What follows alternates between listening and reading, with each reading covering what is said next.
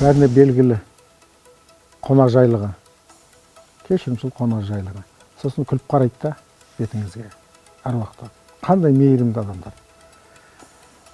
Олар майдан бастап кесек құяды, бала шағасы жабылады, нағашысы келеді, класстастар не қылады, достары ортасындағы шағын асарды айтып жатырмын мен, ол өтіп кететін.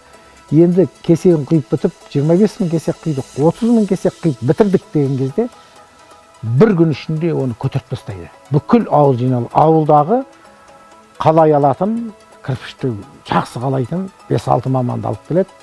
Бүкіл бала шағаменен қарасаңыз, ана жерде бір базар болып жатқан сияқты. Бір мультфильмде үй тұрады ғой. Бірден анау көтеріліп кетеді да, жоғары жақтары кей кезде үлгере алмай қалады. Әйтпесем жалпы 10-11 размерлі үйлерді бір күнде түргетіп тастайды. Бұл тек қана біздің Шымкентке ғана тән. Мен бір рет мақала жазған бұл туралы. Кілем асар деген асар болатын бізде. Біз қолдан кілем тоқитынбыз. Біздің қыздардың бәрі кілемші шеттеріне. Кей кезде кілем бітпей бара жатса, мықты кілемші қыздар шақырып, кілемнің де асарын жасап жібереді. Аяқ жағын бітіріп тастайды. Алаша кілемдерді. Міне, бұл асар деген, бұл ынтымақ. Бұл бірлік. Төле би айтқандай, бірлік бар жерде тірлік болады деген.